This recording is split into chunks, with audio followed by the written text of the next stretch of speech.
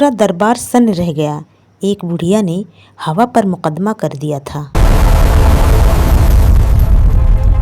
کیا کوئی ہوا کو زنجیروں میں باندھ کر عدالت میں پیش کر سکتا ہے؟ آج کی داستان ہے دنیا کے سب سے بڑے بادشاہ اور اللہ کے نبی حضرت سلیمان علیہ السلام کے دربار کی۔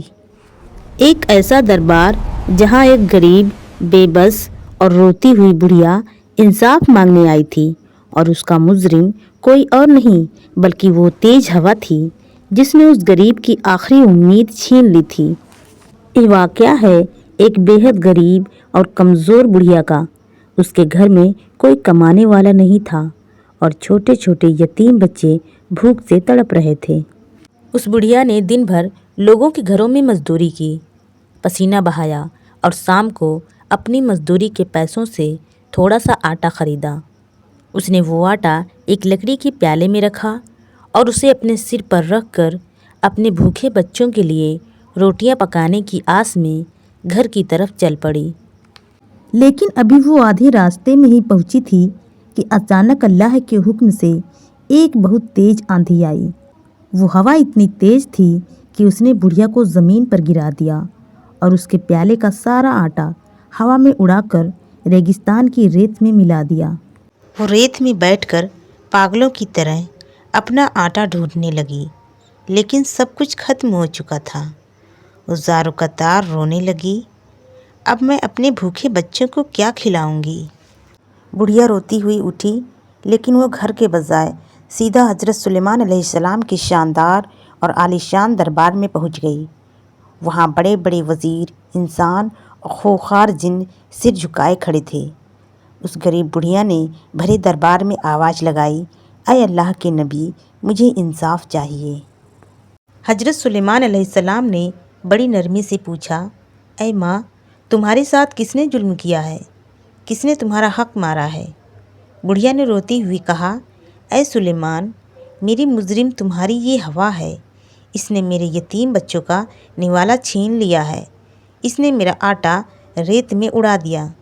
تم اس ہوا کے بھی بادشاہ ہو، مجھے اس ہوا سے اپنا آٹا واپس چاہیے۔ بڑھیا کی اس بات پر پورا دربار سن رہ گیا، لیکن حضرت سلیمان علیہ السلام تو وہ بادشاہ تھے جنہیں اللہ نے جانوروں اور ہواؤں کی زبان بھی سکھائی تھی۔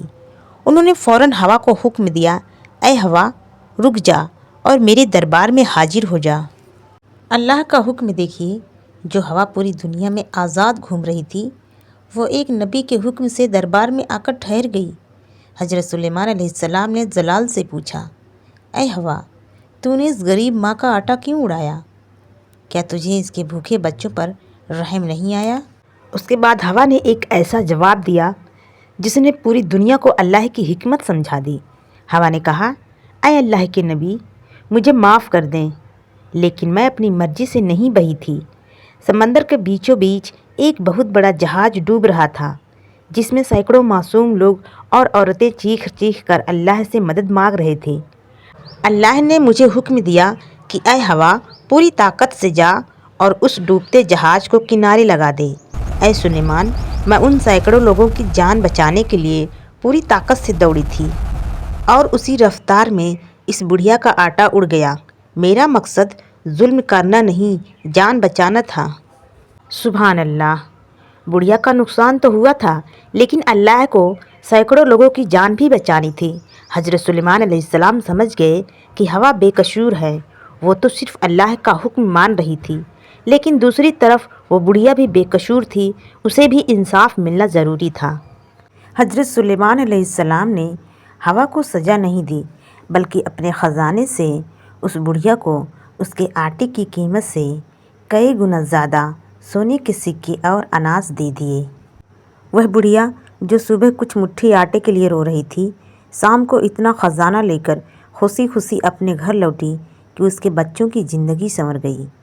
دوستوں، یہ واقعہ ہمیں زندگی کا ایک بہت بڑا سبق دیتا ہے۔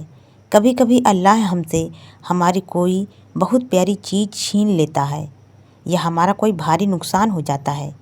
ہم روتے ہیں، شکایت کرتے ہیں، یا اللہ میرے ساتھ ہی ایسا کیوں ہوا؟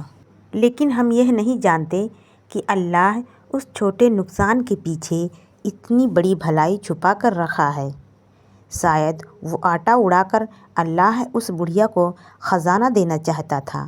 اللہ کی حکمت کو ہم انسان نہیں سمجھ سکتے، اس لیے جب بھی کچھ چھن جائے تو صبر کرو، کیونکہ جو رب ایک مٹھی آٹا چھینتا ہے وہ بدلے میں سونے کے سکے دینے کی طاقت بھی رکھتا ہے۔